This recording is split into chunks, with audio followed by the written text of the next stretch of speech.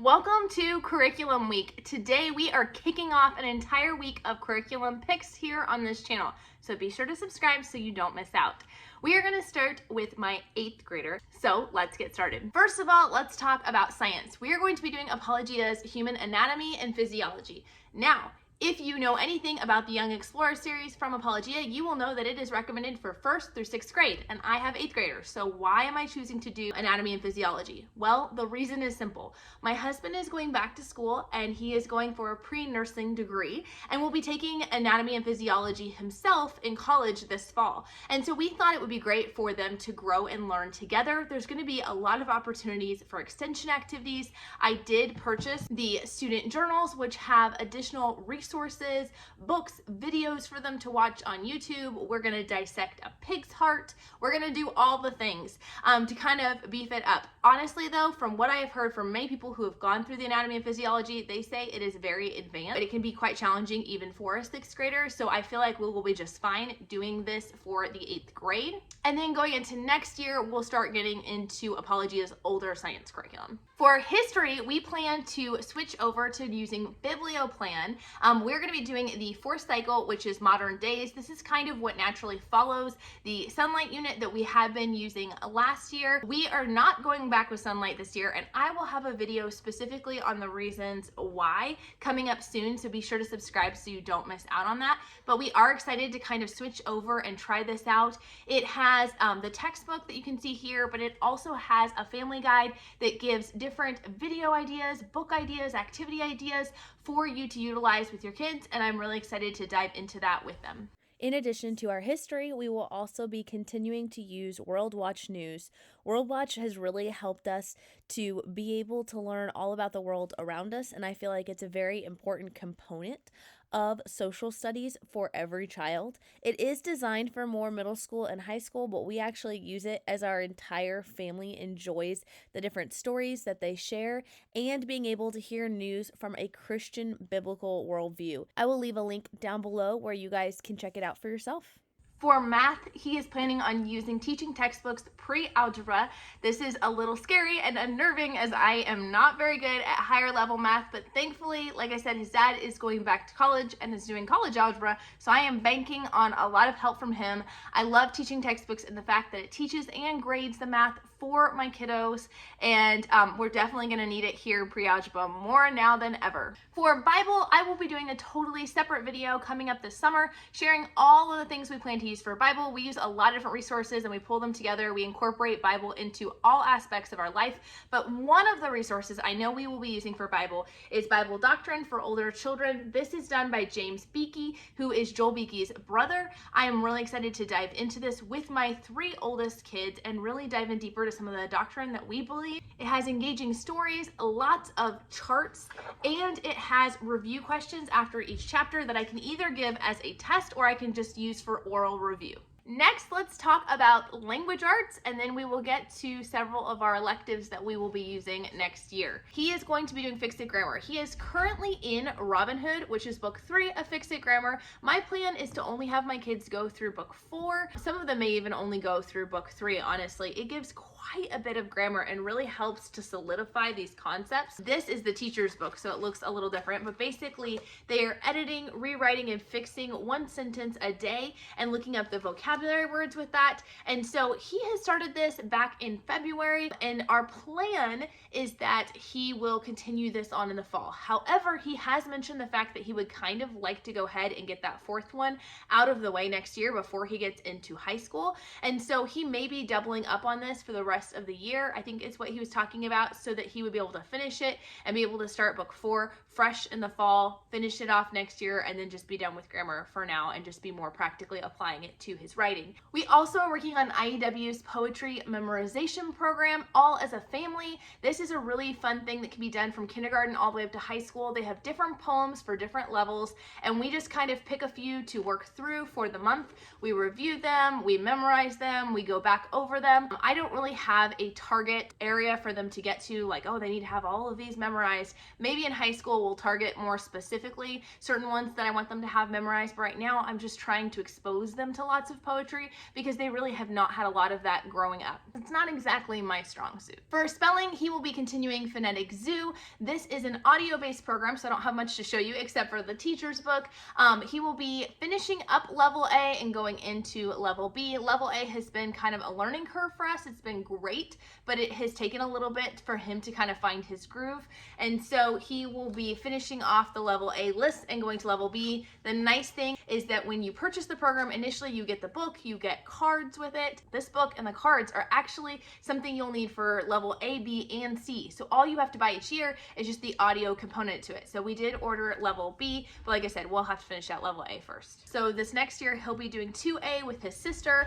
This is a video-based writing course that is very funny and engaging for kids. He'll be finishing it in about a year is the plan. And then after structure and style, we'll start going to more of the theme-based units, but that'll be for another year. Finally, one of the things that I felt like was missing was literature study. Now, we've always had reading, either reading instruction or assigned reading where I ask like reading comprehension questions. But one thing that I felt was missing was that literature component of understanding literature, understanding like good questions to ask, understanding different literary genres, how to analyze a book, things like that. And so I kind of went on a hunt. I looked at so many different curriculums until I ended up landing on IEW's Teaching the Classics. This program is really cool, guys. It is a teacher's course, so there's a teacher's book and DVD set. I am planning on going through this over the summer, maybe late spring. We'll see how the year goes. And it actually will train me as the teacher how to apply these methods age appropriately from kindergarten all the way to 12th grade. So I am planning on using it with all of my older kids. It's kind of built into my younger kids curriculum. You guys will see that here later this week. But I'm really excited to dive into this because I can then assign books that I really want them to get to, because I have a long list of books that I really want them to read before they graduate. And so I can start assigning any of these books, or it can be books that correlate with their history or any of those other things. And then they are able to use these same skills and apply it to those readings. And I think we are going to be utilizing the same program in our co-op, a literature class. So that's going to be extra practice on top of it. Now let's talk about electives. One thing that is great about 8th grade is in many states, 8th graders are able to take some classes as high school credit. Now, it does need to be high school level work in order to count as high school level credit. But my son really wanted to take advantage of that. You guys will see my 8th grader tomorrow that I share about did not want to take advantage of that to the extent that his brother did. And that is totally okay. I let my kids kind of guide that a little bit. We talk through the pros and the cons. We talk through all the scenarios, and I really want to help set them up for success. I don't leave it all in their hands, but I do want them to be a part of these decisions when it comes to the future with their school, because they are definitely starting to be in that point where more of that's going to be transitioned over to them.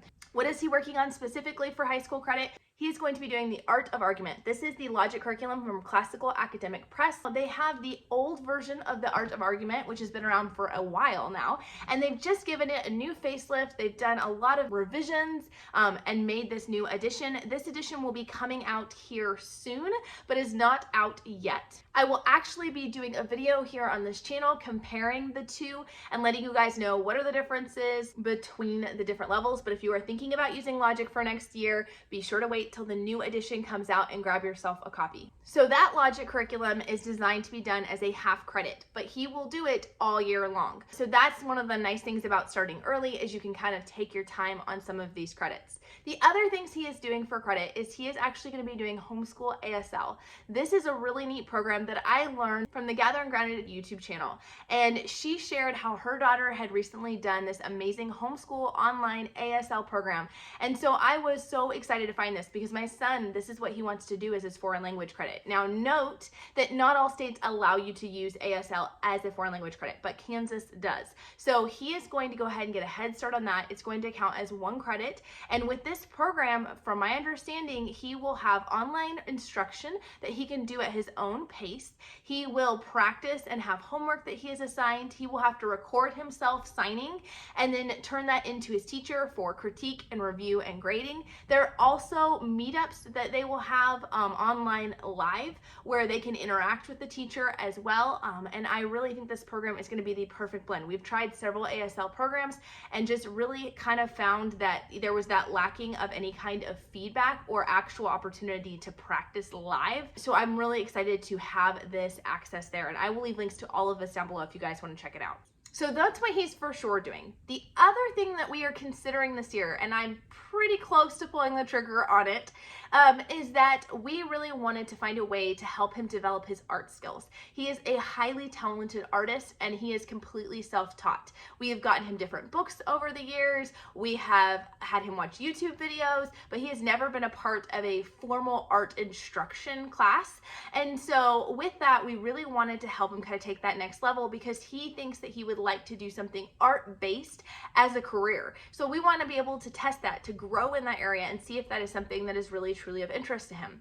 I recently found out that Veritas Academy actually has online live classes for older kids. I recently went through one of their parent consults where they simply set up a call for you to just answer your questions about curriculum, help you see if there might be something that would be a good fit for you and your family. And so I told them I'm really looking for something to step up those art skills, and they highly recommended this art program to me. It is a live class. It is 2 days a week. It is an hour and a half each class, and there is additional homework on top of it. It definitely will count for a high school credit if he does do it this year, but it is a big commitment both time and cost-wise. However, I feel like in 8th grade, this is when they are starting to hone in on those skills that may be lifelong or life-altering skills when it comes to potential careers. And so it's something that I'm willing to put that investment in.